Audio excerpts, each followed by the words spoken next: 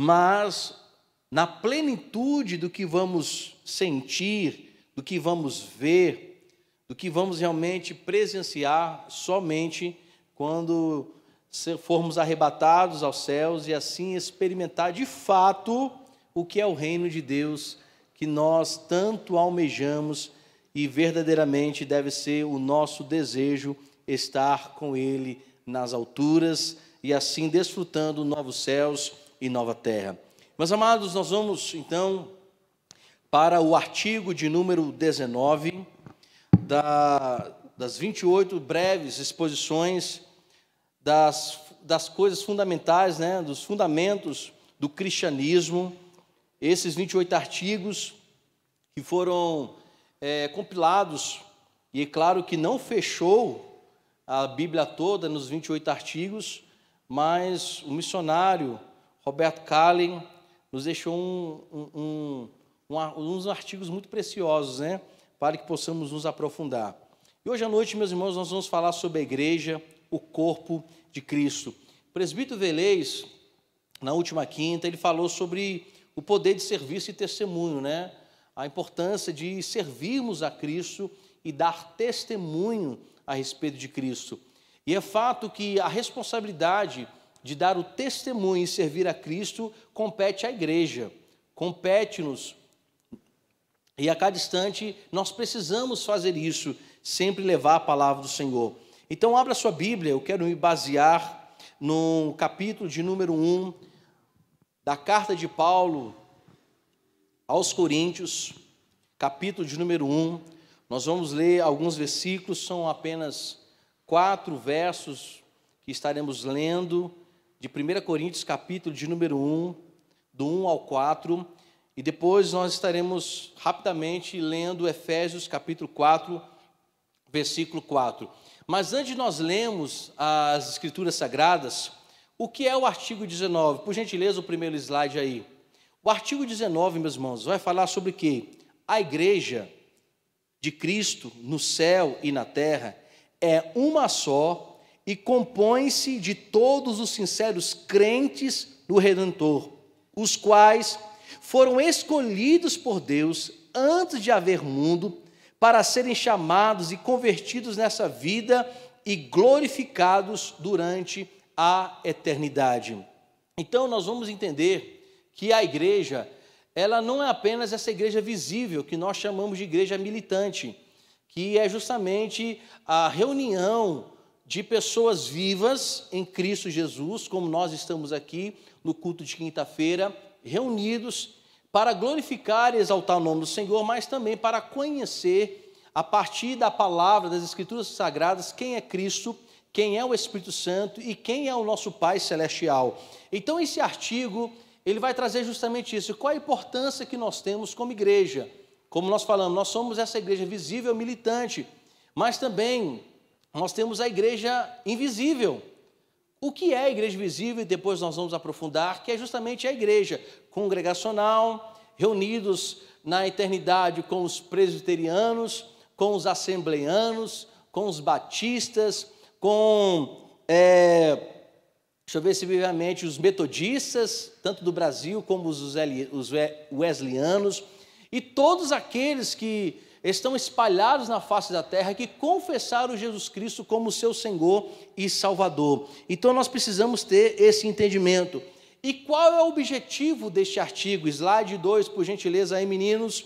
O objetivo deste artigo é aprender o sentido da igreja local e universal, distinguindo um do outro, compreender o significado de igreja como corpo de Cristo e conscientizar que os crentes possuem uma posição e uma função como membros desse corpo. Então esse artigo vai tratar justamente disso, para que possamos aprender qual é o sentido de ser igreja.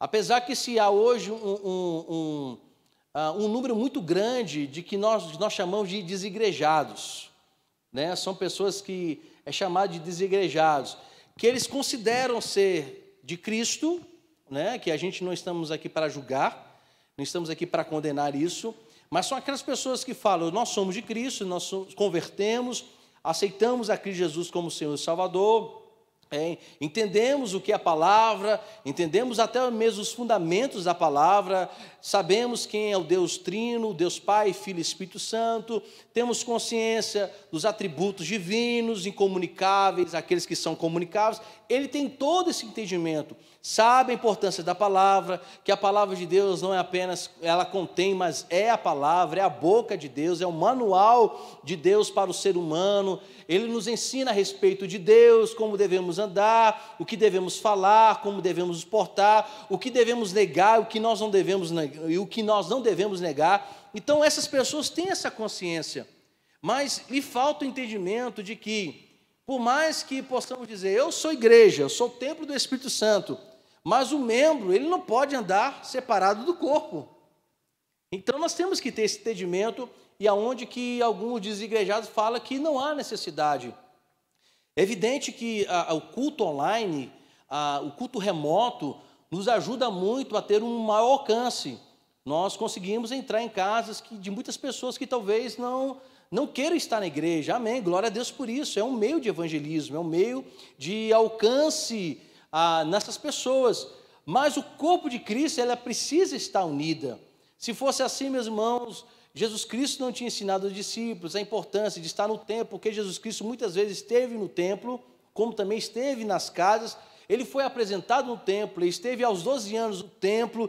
Então a gente percebe que Jesus Cristo também valorizou a comunidade, a comunhão, o estreitamento, o relacionamento pessoal e interpessoal dos seus membros e da sua própria igreja. Então esse é o objetivo.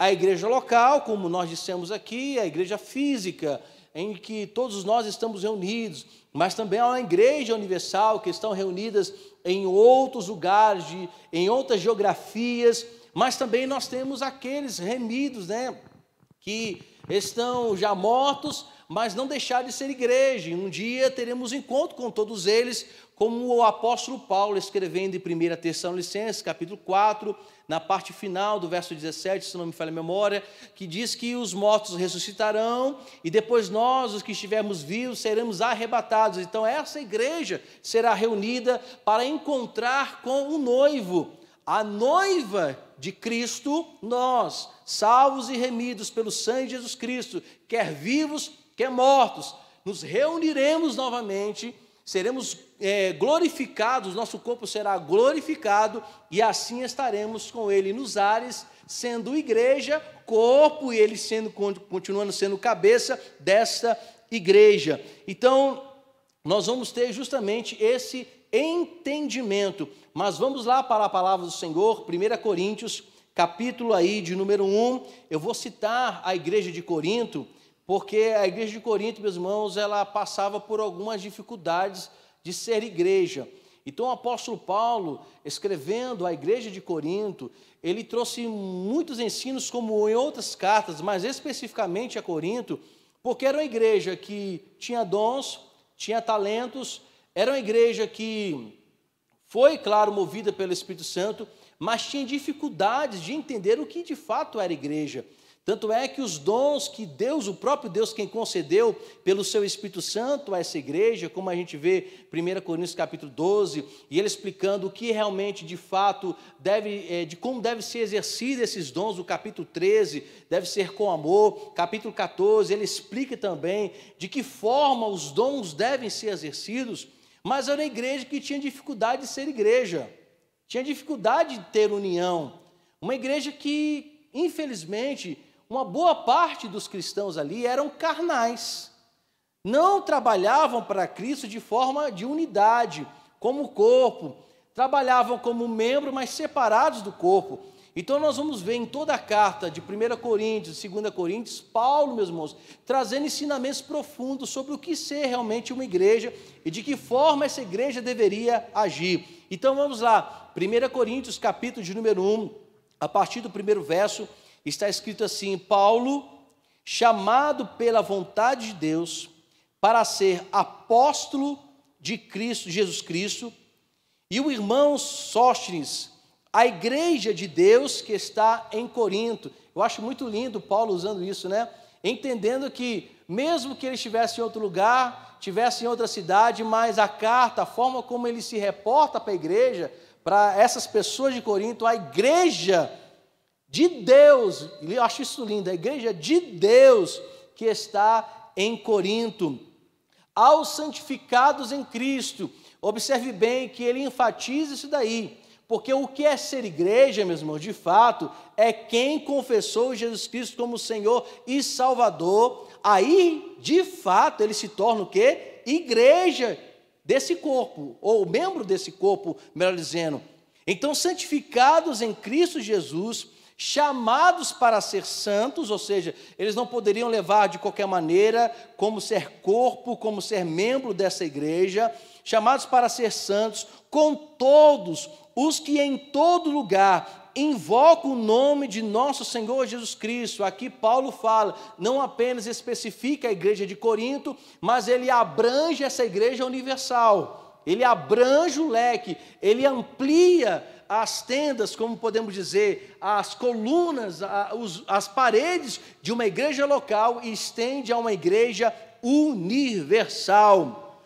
Então, em lugar que invoca o nome do Senhor Jesus Cristo, Senhor deles e nosso. Verso de número 3, graça a vós outros e paz da parte de Deus, nosso Pai, e do Senhor Jesus Cristo. Verso de número 4, olha só que coisa linda que ele escreve e ele continua escrevendo. Sempre dou graças a meu Deus, a vosso respeito, a propósito da sua graça, que vos foi dada em Cristo Jesus, e para terminarmos, porque em tudo fostes enriquecidos nele, e em toda a palavra, e em todo o conhecimento. Palavras de Paulo à igreja de Corinto, fazendo a igreja de Corinto entender que elas não são, essas pessoas não são as pessoas específicas do reino de Deus, porque fazendo a igreja de Corinto entender que existiam muito mais outros servos do Senhor reunidos em outros lugares. Mas antes nós falamos sobre a igreja de Corinto. O que é igreja? O nome é igreja, ela já existia. Por gentileza, coloca aí, meu santo, aí o slide. Vamos lá aprender nessa noite. O nome igreja, meus irmãos, ele não é um nome particular do cristianismo, porque muitos entendem que o nome igreja foi dado especificamente aos santos remidos e lavados pelo sangue de Jesus Cristo. Então o nome igreja já existia, era um nome usado pelos gregos para reunir pessoas, para debater. Tanto é, meus irmãos, que no tempo da Grécia, o nome igreja, ou tirados para fora, chamados para fora, era usado até mesmo para debate político, para você ter ideia. Então, quando nós falamos aqui do nome igreja, e vamos entender isso, era o uso da palavra igreja já existia em uso no mundo de língua grega, e era para quê? Para designar a assembleia dos cidadãos de uma cidade, que eram o quê? Pessoas livres e qualificadas, que se podiam reunir numa determinada praça para tratar dos destinos e problemas principais da sua cidade. Obrigado, irmã Sônia, pela água, estava necessitado dessa água. Então, meus irmãos, observe bem. Então, quando se reunia uma assembleia de cidadãos para tratar assuntos das cidades, eles chamavam também de igreja. Então, esse era o sentido grego da palavra, de fato. Mas, se aprofundarmos já para o âmbito do cristianismo, para o âmbito espiritual, outro slide, por gentileza, meu querido. O sentido geral do nome igreja corresponde justamente ao termo congregação. É aonde que, de fato, nós começamos a entender que o nome igreja agora é levado ao sentido espiritual, abre aspas aí para o povo que está em casa, que não está me vendo, mas está lendo aí. Então, o sentido aqui corresponde à congregação, que era empregada justamente, meus irmãos, para indicar a comunidade religiosa do povo de Israel. No Antigo Testamento, no povo de Israel, se usava muito o sentido da palavra congregar. Todas as vezes quando se tinham guerras e o rei ou o sacerdote ou um juiz convocavam o povo para orar, sempre usavam a palavra o quê? Congregar. A gente tem exemplos como Deus chamando Josué para congregar o povo, capítulo de número 5, para santificar. Nós temos esse exemplo também em Josafá, 2 Reis, que ele chama quando ouve que há amonitas, moabitas, meunitas que iriam contra Israel, então ele se reúne para congregar. Quando o povo é chamado para o arrependimento, Neemias, a gente vê isso, a palavra congregar. A gente vê isso, a palavra congregar, no livro do profeta Joel, quando o povo era reunido para buscar a face de Deus, e Deus tinha uma palavra específica para Israel, tanto seja de exortação, seja para santificar o povo, ou seja para reunir e levantar o povo. O sentido da palavra sempre era congregar. Então aqui a eclesia, ela começou também a ser usada para o povo de Deus, no grego, para convocar o povo do Senhor. Agora, no sentido etimológico da palavra igreja, aí vemos um aspecto muito poderoso no Novo Testamento. Nós vemos um aspecto muito mais assim, da nossa cara, como o pessoal fala, né? do nosso jeito, das nossas feições ou do nosso sentido. Pode pôr novamente o slide que você tinha colocado aí, meu jovem. Significado aí geral do nome igreja. Isso, é o mesmo slide que você tinha colocado antes. Pronto. Aí vemos o significado etimológico, que ele fala que num aspecto importante da igreja cristã, aí é usada como igreja que é fundada por Cristo Jesus, que é a igreja que agora que é colocada por Cristo, que é uma reunião de um povo especial, é a reunião de um povo santo, lavado e remido pelo sangue de Jesus Cristo. Onde nós podemos ver essas tais referências? Tito, capítulo de número 2, verso de número 14. Quem está com a Bíblia aberta aí, pode abrir. Tito, capítulo de número 2. Deixa eu abrir aqui para ler com os irmãos. É muito importante nós entendermos isso, meus amados. Por exemplo, o nome Jesus Cristo se tinha muito também no tempo de Jesus Cristo. Muitas pessoas, não sei se os irmãos sabem, tinham o nome de Jesus na época. Quando Jesus Cristo, Jesus, o Filho do Deus Altíssimo, ele foi denominado Filho do Pai Eterno, foi chamado de ungido. Para quê? Para justamente, meus irmãos, especificar que tipo de Jesus eles estavam falando. Então, boa parte do Novo Testamento, você vai ouvir falar que o nome, não apenas Jesus, mas Jesus Cristo, trazendo justamente a referência a uma pessoa. Por exemplo, eu me chamo André, várias pessoas se chamam André, mas eu tenho um sobrenome, Costa e Moraes, para identificar de qual família eu venho, de quem eu nasci. A mesma coisa se aplica a Jesus Cristo. Então Jesus era chamado de Cristo para identificar que tipo de nome ou pessoa o Novo Testamento, ou os autores do Novo Testamento estavam tendo referência. Então você pode observar muito bem claro, principalmente nas cartas de Paulo. Você vai ver muito a palavra, o nome chamado Jesus Cristo, e não apenas Jesus. Em algumas partes você vai ler Cristo Jesus, mas grande maioria da leitura que vamos fazer no Novo Testamento, principalmente nas cartas paulinas, é chamando o Filho do Homem, aquele que morreu na cruz e ressuscitou, de Jesus Cristo. Então vamos lá, a mesma coisa se aplicava aqui à questão da igreja. Se tinha uma conotação de forma de congregar a assembleia de cidadãos, dentro da visão grega, mas na visão do Antigo Testamento, a palavra congregar também se aplica à igreja, a qual houve uma transformação justamente no grego. Mas aqui especificamente, quando se começa a usar a palavra congregar, ela tem esse sentido de igreja de fato, que é justamente um povo especial. Vamos lá, Tito, capítulo de número 2. Vamos ler aí, verso de número 14. Olha só que Paulo escreve a Tito, falando especificamente a esse jovem, que ele falando sobre a graça salvadora, mas ele se dirige especificamente, não apenas a ele, mas aos remidos de Jesus Cristo, quando diz, o qual a si mesmo se deu por nós, a fim de remir-nos de toda iniquidade e purificar para si, quem? Um povo exclusivamente seu, zeloso e de boas obras.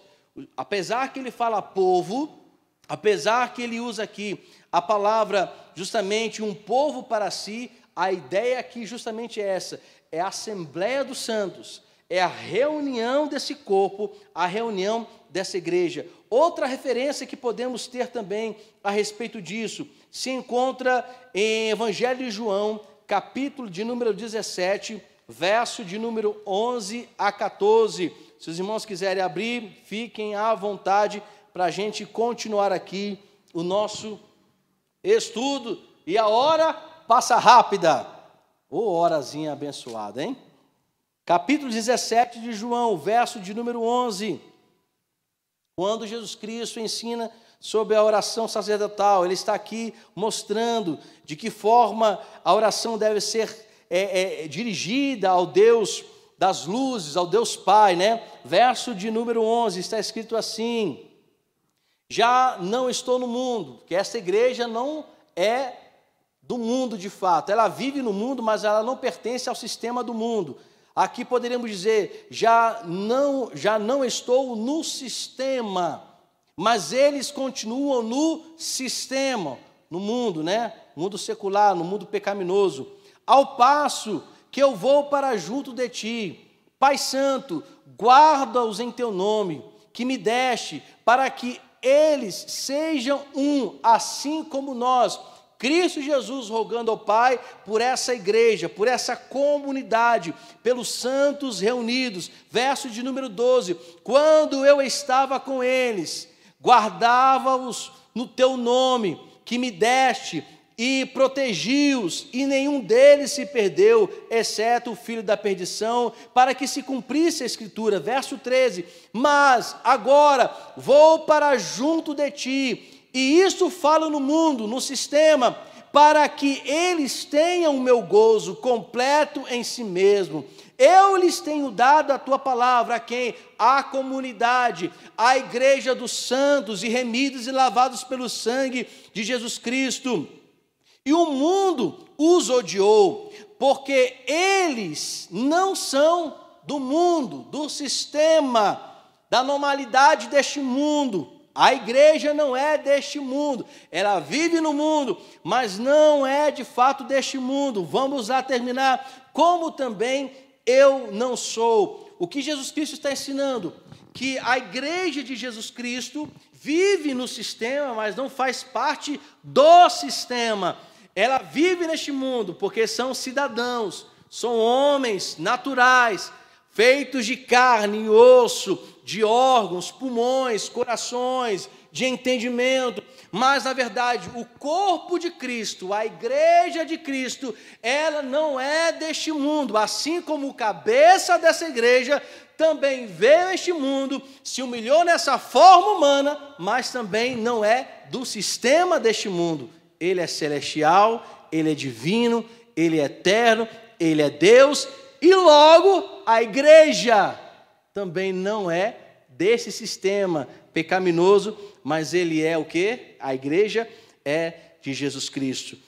Então, sabendo isso, meus irmãos, próximo slide. O que nós vamos aprender rapidamente aqui nesse estudo do artigo de número 19? 1. Sobre o que é a igreja local e a igreja universal. 2. A igreja é uma comunidade dos fiéis, é a reunião de pessoas fiéis. É claro que no meio dela tem joio. Tem gente que é incrédula, não crê, nem muito menos obedece, mas a igreja de fato de Cristo Jesus é a igreja dos fiéis. E aí o que acontece? Que a igreja é de Deus, seus membros eram santos, falando sobre a igreja de Corinto, e eram chamados para serem santos, e foram chamados para isso, e há uma gloriosa e universal comunidade de fiéis.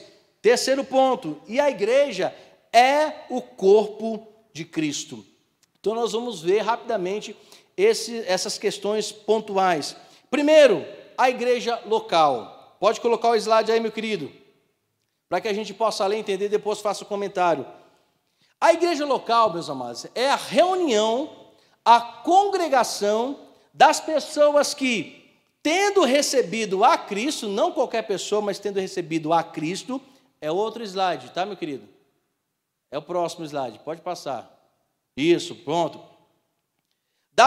Recebido a Cristo, dado o testemunho de sua fé e sendo batizados, se reúne em determinado local para a observância dos seus ensinos de quem? De Cristo, a prática do culto e da vida cristã, a propagação do evangelho e o testemunho público.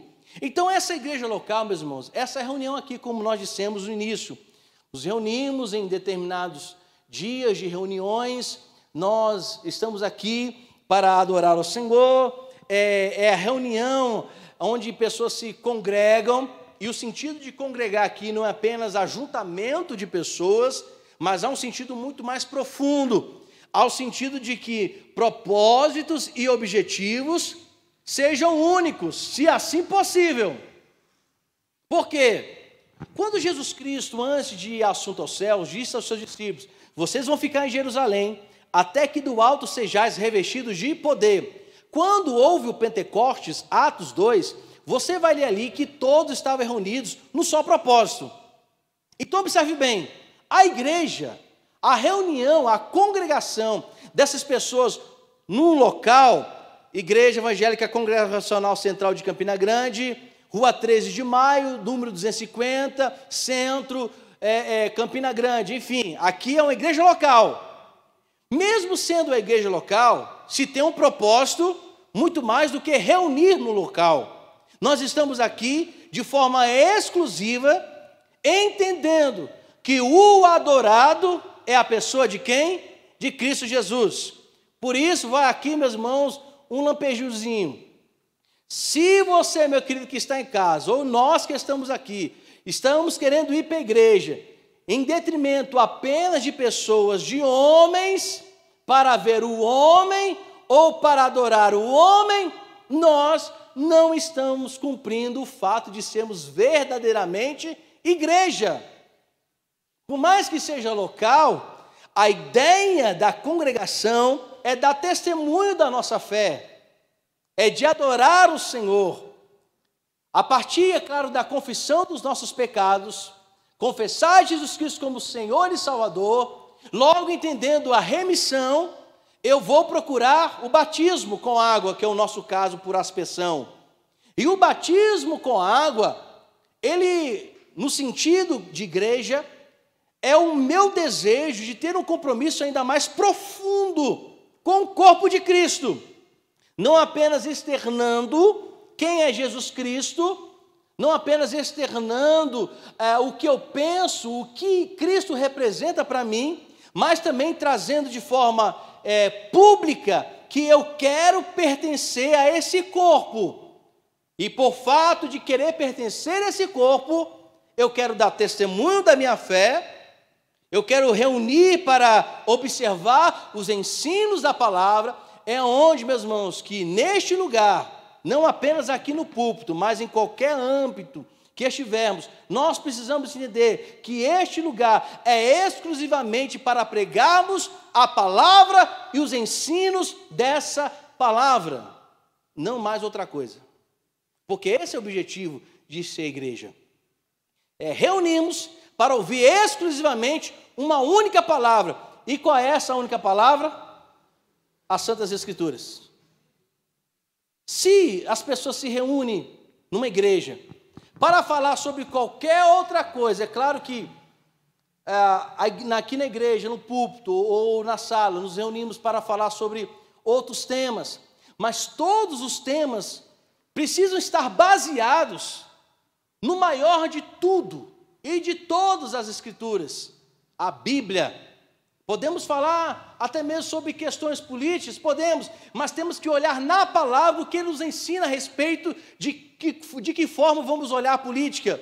Podemos falar aqui sobre questões psicológicas, podemos, mas temos que trazer através das Escrituras Sagradas o que a Bíblia nos fala sobre questões emocionais, porque a igreja se reúne para ouvir as Escrituras Sagradas e os ensinos que ela nos traz para uma vida de fato eterna e uma vida de testemunho. E você está aqui para ouvir a palavra de Deus, diga glória a Deus. E aqui vai, meus irmãos, para os pregadores, uma palavra também. Não queira subir no púlpito para desabafar. Púlpito não é lugar para desabafo. Púlpito é lugar para palavra. Púlpito não é lugar para mandar recadinho direto ou indireto. Púlpito é lugar para pregar Cristo. Púlpito não é lugar para pregar ou doutrinar a respeito dos pensamentos dos homens. Púlpito é lugar para ensinar a respeito do que Cristo e aqueles que forem inspirados pelo Espírito Santo para falarem coisas da eternidade, da sociologia, da psicologia, mas tudo dentro do que? Da palavra. Se não for da palavra e pela palavra, meus irmãos, qualquer ensino e qualquer pregação que não for baseada na palavra é qualquer outra coisa, mas não é de Deus. Então nós temos que ter esse entendimento. Por isso que a igreja, ela se torna um lugar também de alegria, claro, um lugar de comunhão, claro, mas um lugar também muito sério. Porque é um lugar de ensino, é um lugar onde Deus fala, é um lugar onde Deus nos ensina. Então esse é o sentido da igreja local. Estamos aqui para reunirmos, chorar com os que choram, se alegrar com os que se alegram, ter a comunhão, ter a unidade em Cristo, porque a igreja não consegue ter unidade a não ser por Cristo. Porque se a unidade depender de nós, a igreja nunca vai ter unidade. Porque se depender da nossa chateação com o irmão, nós nunca vamos ter unidade por nós mesmos. Porque temos uma natureza chamada pecaminosa. E essa natureza, eu sempre falo aqui, que é contra Deus. É por isso que nós nos unimos, nos congregamos, nos reunimos em nome do Senhor Jesus Cristo. Aí vem a Igreja Universal. Próximo slide aí, meu santo. A Igreja Universal, meus irmãos, de modo geral, como universal, significa os crentes de todos os tempos, todas as pessoas que foram alcançadas pelo Evangelho e pela fé, sem distinções de grupos locais, nem estando o seu rol limitado por esses grupos. Ou seja, a igreja universal não é a universal do reino de Deus, tá? Para a gente não confundir. O pastor está falando da igreja de Macedo? Não. Estou falando dessa igreja universal, não. Estou falando da igreja, como nós colocamos aqui. Pode colocar para mim aqui, meu jovem, para o povo ver minha cara. Obrigado, Júnior. A igreja que estou falando universal aqui é a igreja seguinte. Em 1979, alguém confessou Jesus Cristo como Salvador. E hoje uma pessoa confessou Jesus Cristo. Hoje são quantos? São 28. No dia 28 de outubro de 2021. Confessou Jesus Cristo hoje. O que ocorre? A pessoa que aceitou Cristo em 1979 é a igreja universal da mesma que aceitou a Cristo Jesus no dia de hoje. Então, a igreja universal, ela não depende do tempo, ela não se fixa no período, em uma época ou em um estado geográfico. A igreja universal é justamente isso.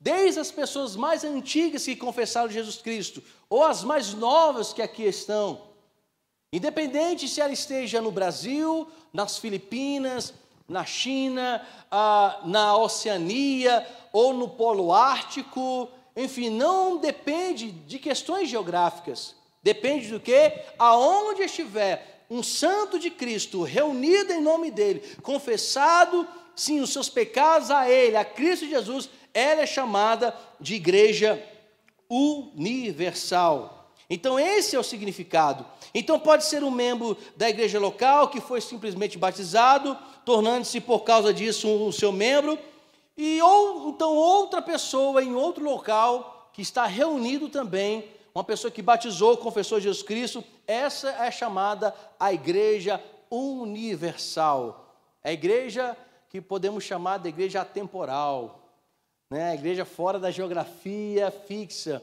Então essa é a igreja universal. Ou seja, ao mesmo tempo que temos pessoas como nós, que fomos alcançados por Cristo Jesus, aqueles que estão no Japão, que também foram alcançados por Cristo Jesus, são chamados de igreja. aí vai a questão aqui missiológica. É por isso que temos que pregar o evangelho, não apenas em Jerusalém. Vocês irmãos estão entendendo? Porque nós temos essa mentalidade, não, nós temos que pregar todos primeiro de Campina Grande para depois sair. Não, meus irmãos. Se possível, podermos fazer isso aqui em Campina Grande, no estado da Paraíba ao mesmo tempo, no Brasil ao mesmo tempo, ou em outras nações ao mesmo tempo, glória a Deus, pregando o evangelho, tanto em Jerusalém, Judéia e Samaria, até os confins da terra. Ou seja, aonde tiver uma vida que recebeu fôlego de vida, ela também deve conhecer o evangelho de Cristo, para que em todas as nações, línguas, tribos, ouçam Jesus Cristo e se tornem a igreja, o corpo, o qual o cabeça é o Filho do Deus Altíssimo. Se você é a igreja de Jesus Cristo, diga glória a Deus. Eu estou muito rápido, meus irmãos? Não? Eu estou acelerando aqui por causa do tempo. Eu sempre tenho essa responsabilidade do dia de assembleia, tentar resumir o máximo possível para que a gente possa ter também o nosso momento de assembleia. Segundo ponto, que fala sobre a igreja, comunidade dos fiéis. Pode pôr o slide aí. 1 Coríntios, que nós lemos, no capítulo 1, verso de 1 a 4, que nós falamos sobre essa igreja de Corinto, como Paulo, ele expõe a palavra à igreja de Corinto, manifestando, claro, a gratidão a Deus pela igreja de Corinto, mas fazendo a igreja de Corinto entender que eles não eram os únicos a serem salvos, mas também a igreja de Éfeso, a igreja de Tessalônica, a igreja da Galácia, a igreja da Antioquia, aonde estivesse um crente em Cristo Jesus, era também uma igreja que confessasse. Só que, meus irmãos, para ser igreja de Jesus Cristo, os membros precisam ser fiéis a Cristo Jesus.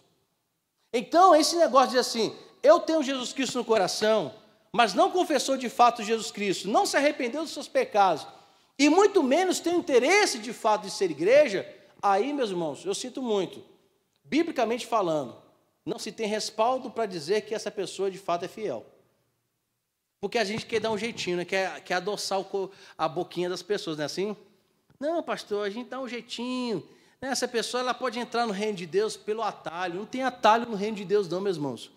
Jesus Cristo é o único caminho, é a única verdade e a única vida. Não se tem atalhos. Então a mesma coisa é o sentido da igreja. Não se tem atalhos para ser igreja. O único caminho para ser igreja, primeiro é confessando Jesus Cristo, ou como alguns usam a expressão, aceitando Ele como Senhor Salvador, né? Ou alguns mais tradicionais que falam respondendo ao chamado de Jesus Cristo. Não importa, se você responde ao chamado, se você confessou, aceitou, você precisa ser de Cristo. Então o que acontece? A igreja de Corinto estavam tendo sérias dificuldades em entender que igreja não era apenas o ajuntamento de pessoas, mas essas pessoas precisam ser de fato fiéis a Cristo Jesus. Por quê, meus irmãos? A cidade de Corinto era uma cidade totalmente, além de ser, tinham problemas de poligamia, mas também eram politeístas. Todo tipo de religião se dava ali em Corinto. Tanto é, meus irmãos, que até a igreja de Corinto tinha dificuldade de entender algumas coisas espirituais. Tanto é que no capítulo 15, Paulo está falando ali, falando sobre a morte de Jesus Cristo, e fala, gente, nós temos a mente de Cristo. Por quê? A mentalidade de alguns cristãos em Corinto eram totalmente carnais de fato. Eles não entendiam o que era ser corpo espiritual de Cristo. Eles entendiam que bastava apenas o ajuntamento de pessoas, o agrupamento dessas pessoas, mas não é apenas o agrupamento. Podemos estar aqui, eu contando rápido, suponhamos que temos aqui 15 pessoas. É bem possível que dentre nós 15, alguns de nós não estejamos pensando de fato em Cristo. Ou quando estamos em um domingo, onde se tem um número mais expressivo de irmãos na igreja, é bem possível que durante o percurso do culto, alguns desses irmãos que se reuniram aqui vieram por desencargo de consciência, ou porque precisavam bater uma agenda, ou porque estavam acostumados, ou estão acostumados a vir. Não é apenas o agrupamento, era isso que Paulo estava ensinando à igreja de Corinto, que ter a mente de Cristo é entender de fato o que Ele nos ensina para que possamos levar isso a sério. Então, quando Paulo aqui está escrevendo justamente, ele está dizendo à igreja de Corinto que, primeiro, a igreja é de Deus, porque estava começando a se ter uma briga entre eles da seguinte forma: Paulo foi o que praticamente, meus irmãos, institui uma igreja apostólica. Ele era o fundador, né, apostólico da igreja, como a gente vai ver aí no capítulo 4, verso 15, se não me falha a memória, de 1 Coríntios. Apóstolo Paulo foi o fundador apostólico da igreja. Aí se tinha discussão, mas e Cefas, Pedro, Apolo, meus irmãos, apesar que o Novo Testamento não o considera como um apóstolo, mas Apolo, ele era um pregador eloquente da palavra de Deus. Quando Paulo, ele sai justamente de Corinto, Apolo, por muitas vezes, pregou a palavra de Deus de forma eloquente. Ele era um pregador, meus irmãos, de encher a boca. Então ele desenvolveu um ministério muito frutífero na cidade de Corinto, principalmente na igreja de Corinto. Aí alguns falaram: não, eu sou de Paulo, eu sou da linha daqueles que seguem o fundador da igreja apostólica. Aí outros falaram: não, eu sou de Apolo, porque Paulo já não está mais conosco, mas agora nós temos Apolo, que é um pregador eloquente. Mas tínhamos outro. Quem eram eles? O de Cefas, o de Pedro. Fala: não, nós somos de Pedro, nós somos da linhagem dele. Ele, quando pregou a palavra de Deus, 3.000 pessoas se converteram. E é Pedro, eu sou dele, não sou mais de ninguém, eu não quero saber mais disso não. E outros falavam que era de Cristo. Não, eu sou de Cristo. Talvez esses que eram de Cristo se bobearam os piores, porque se consideravam os mais santos da igreja. Aí Paulo também exorta essas pessoas. É como aqui, meus irmãos, há uns anos atrás nós tínhamos 4 pastores aqui, né? O pastor Samuel, o pastor Alexandre, eu que vos falo, André, e pastor Enilson. Alguns poderiam dizer: não, eu não gosto da mensagem de pastor Samuel, gosto da mensagem de pastor Alexandre, eu sou de Alexandre. Alguns falavam: não, eu não sou de Alexandre, eu sou de Enilson, eu prefiro o estilo de Enilson. Outros falam: não, eu não sou de Enilson não, eu sou do estilo do pastor Samuel. Outros falam: não, eu não sou do estilo do pastor Samuel, eu sou do estilo do pastor André. Então observe bem, 4 homens que foram formados em seminários e faculdades teológicas diferentes, que tinham as suas identidades, né, de forma diferente, cada um tinha o seu estilo de pregação, a sua forma de conduzir, e mesmo assim gerava no meio da igreja uma certa, eu esqueci a palavra, não é divisão não, senhor? Referência, obrigado. Senhor? Preferência, obrigado. Só troquei os R's aí, né? Uma preferência. Entenda bem, meus irmãos, isso é muito comum na igreja onde tem mais de um pastor. Muito comum. Como eu já disse, irmãos, eu vi de uma igreja de 35 mil membros que de pastores auxiliares eram 200. Agora, irmãos, pensa bem. Né? Era eu, mas 199 pastores auxiliando. Aí você fala: não, nós temos as preferências. Isso era muito comum. A grande questão que Paulo está levantando, quando ele fala que a igreja é de Deus, é justamente isso. A igreja não é de Samuel. A igreja não é de Alexandre. A igreja não é de André. A igreja não é de Enilson. A igreja é de quem, meus irmãos? De Deus. E quem é o cabeça desta igreja? Jesus. Então esse era o ensinamento que Paulo estava trazendo a essa igreja, porque eles estavam divididos. As preferências de forma de oratória, de exposição, de ensino, poderiam ser diferentes por causa dos estilos que cada um tinha. Porém, contudo, entretanto, Paulo estava trazendo um ensino de que a igreja, por mais que era composta de homens que tinham conhecimento da palavra, estilos diferentes, maneiras diferentes, mas a igreja é de Deus. Tanto é que Paulo, você pode observar de todas as cartas de Paulo Paulo especifica sobre os dons espirituais em qual igreja? Corinto. Capítulo 12 de 1 Corinto. Que Paulo inicia, olha, os dons são variados, mas é o mesmo Espírito, o mesmo Senhor. Então era o mesmo Deus que operava na igreja, era o mesmo Senhor que estava operando na igreja. E ele agora especifica os dons. Uns recebeu dons da palavra da sabedoria, do conhecimento, dom da fé, dom da profecia, dons de curar, dom de prodígio, dom de milagre, dons de discernimento, dons de línguas, dons de interpretação de línguas. Mas ele está mostrando que é o mesmo Espírito. É o Espírito distribuindo entre a igreja, como também Paulo escrevendo à igreja de Éfeso, capítulo 4, quando ele fala sobre ministérios. Para um ele deu o doutorado, o outro deu o mestrado, né? Mestres, doutores, profetas, pastores, mas é o mesmo Espírito agindo em pessoas de formas diferentes, cada um com a sua singularidade, porém, contudo, entretanto, a igreja é de quem, meus irmãos? De Deus. Ele estava, como eu tenho usado muito essa expressão, né? E principalmente a diretoria eclesiástica, eu acho que já está cabelo branco, essa já está com cabelo branco. Eu falo, irmãos, a igreja ela não pode ser departamentalizada. O que é uma igreja departamentalizada? É a igreja dos grupinhos. É a igreja dos jovens, que não se abre para a UAC, a igreja da UAC, que não se abre para o UHC, a UHC, o departamento de homens, que não se abre para o departamento infantil. É a igreja que nós chamamos de departamentalizada. Por mais que, tanto na igreja de Corinto, se havia um exercício específico, algumas coisas, mas a igreja era de Deus, cada um tinha a sua maneira de agir, tinha a sua maneira de desenvolver.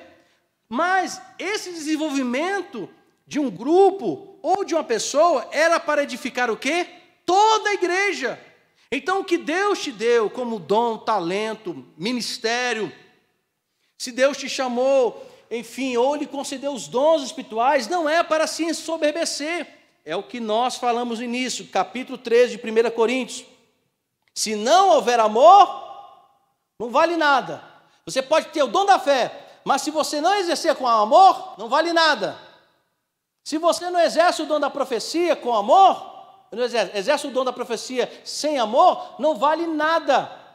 Se você tem dons da palavra do conhecimento, ou dom da sabedoria, da palavra da sabedoria, se você não exercer com amor, não vale nada.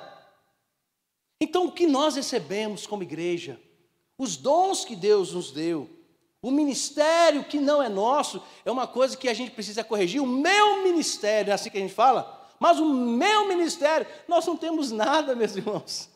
Nós não temos nada. Tudo que foi dado por Deus. Eu acho fantástico quando Davi ora, 1 Crônicas, capítulo 29, quando ele está louvando ao Senhor, porque acabou de descobrir que quem vai construir o templo é Salomão, seu filho. Ele fala, Senhor, a Ti as ações de graças, o louvor, o domínio. Quem somos nós para que pudéssemos dar alguma coisa? Porque tudo vem de Ti. E das Tuas mãos nós devolvemos. Davi reconhecendo se ele era rei, não porque ele tinha recebido de ser rei, porque ele automaticamente se fez rei. Ele entendeu que tudo vem de Deus. Tudo que nós somos e temos, meus irmãos, glória seja dada o nome do Senhor, não é nosso. Tudo é de Deus. É aonde que eu, abre aspas, que a gente precisa tomar cuidado. Meu lugar é cativo. O meu lugar é cativo. Ninguém me tira. A igreja não é nossa. O departamento que nós lideramos também não é nosso. O ministério pastoral não é do Andrezinho não, meu filho. Como minha mãe chamava de Andrezinho quando ela estava com brava, né? Andrezinho! O ministério, o pastoreio também não é meu. É de Deus. Eu exerço aquilo que foi dado por Deus. E se eu não exerço o pastorado segundo a vontade de Deus, o que ele faz? Sai daí, meu filho. Dá licença. Não é assim não, meus irmãos. Então, tudo que nós temos é de Deus. É por isso que precisamos fazer com excelência. Porque o que nós temos pertence a Deus. Você pode dar um glória a Deus por isso?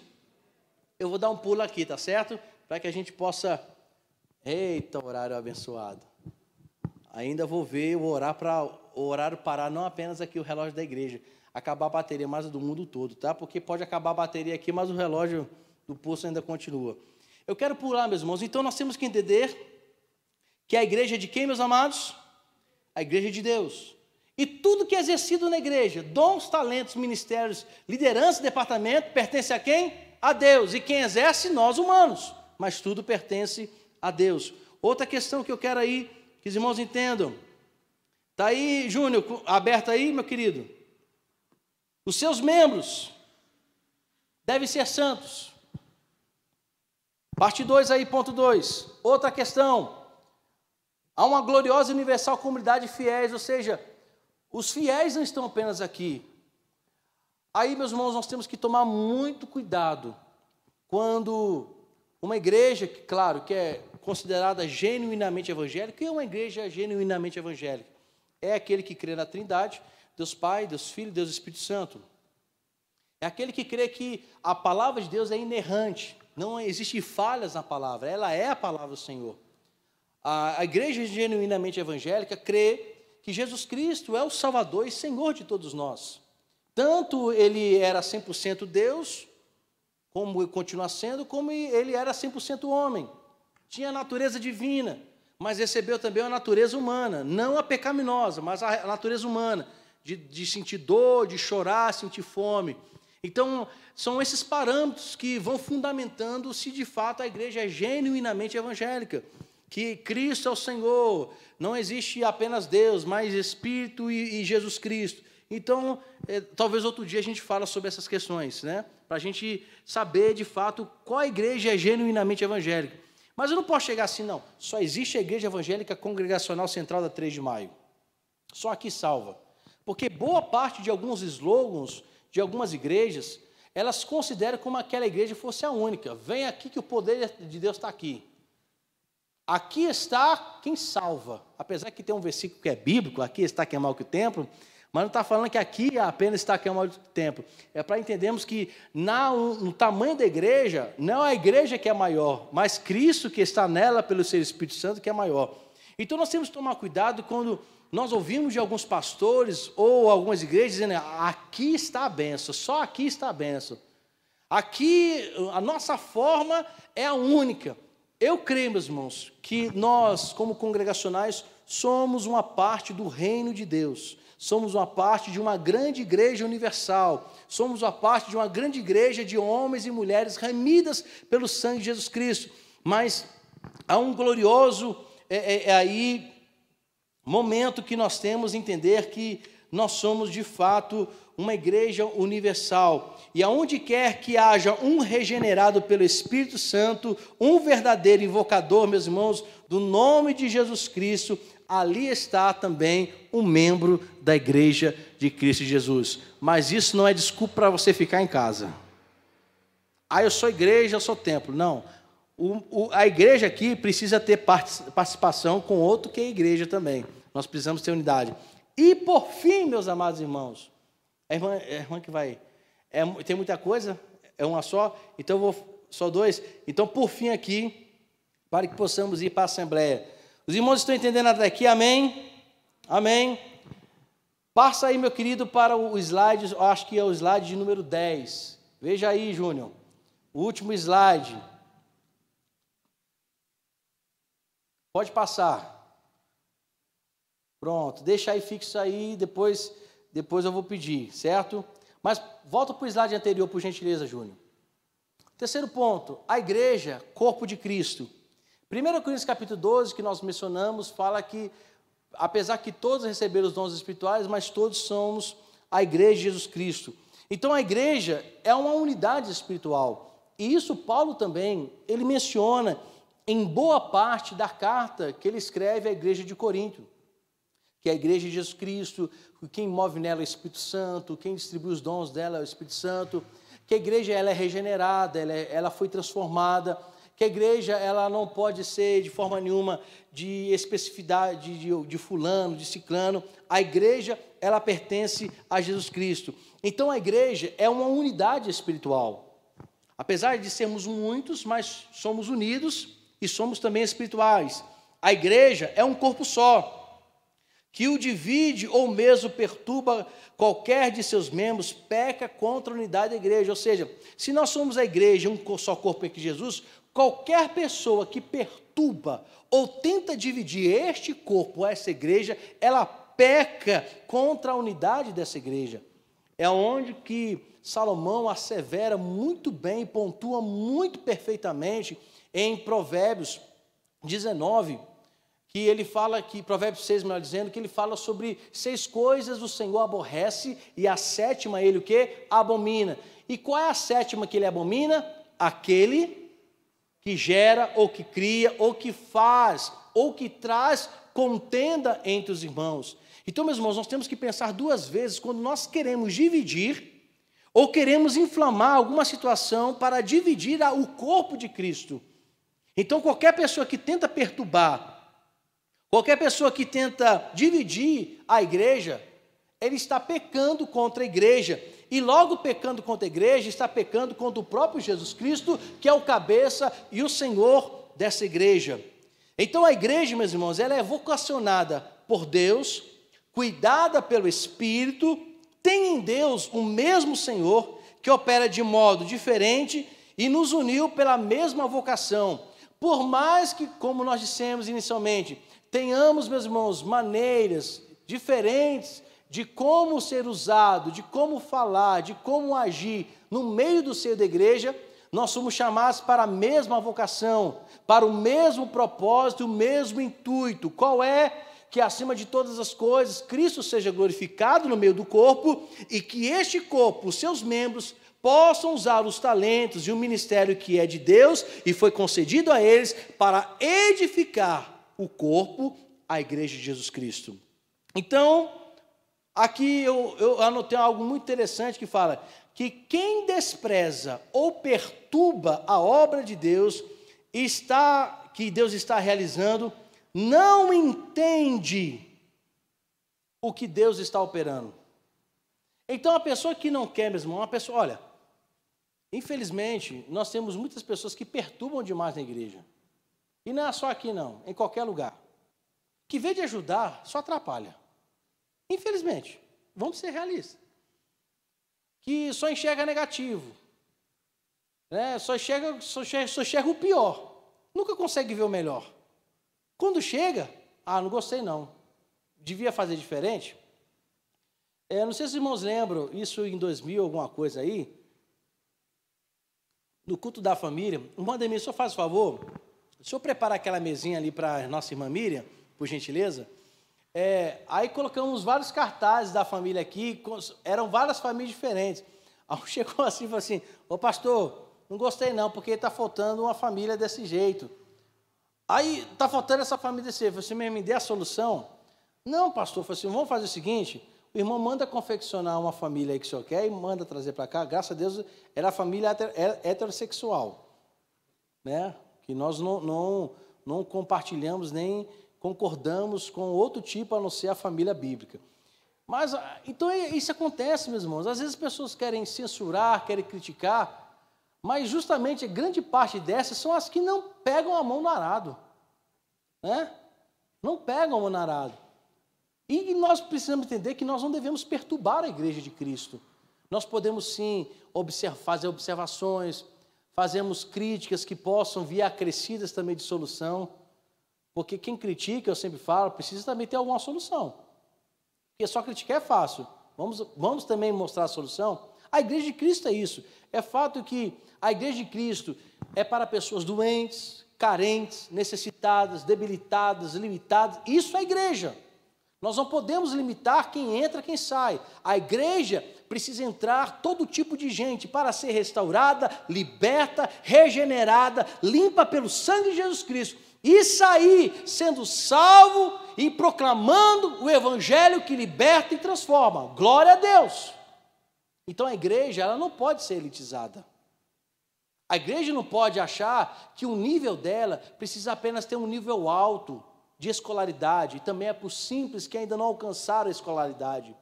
A igreja é o lugar de reunir, em que tanto os brancos como as pessoas de cor preta, né, o que nós chamamos dos negros, também estejam presentes. Nós não podemos fazer como antigamente, como a gente vê, principalmente na Bahia, 365 igrejas, uma para cada dia, mas existiam igrejas específicas para o clero, específica para os pobres, específica para os escravos. Não, a igreja é para todos nós, é para todos nós, somos remidos e salvos, mas ela precisa entender que precisa ser remida.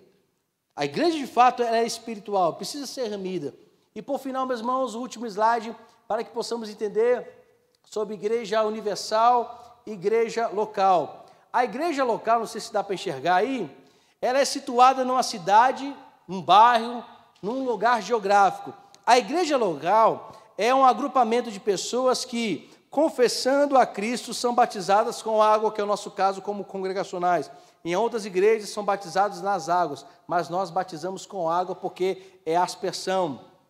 Uma igreja local tem rol de membros atual. Uma igreja local, a existência é limitada ao tempo, ou seja, enquanto estivermos aqui em vida como igreja local, se um dia alguém vier a falecer, ela deixa de ser uma igreja local, mas ela passa a ser uma igreja universal. O que é a igreja universal?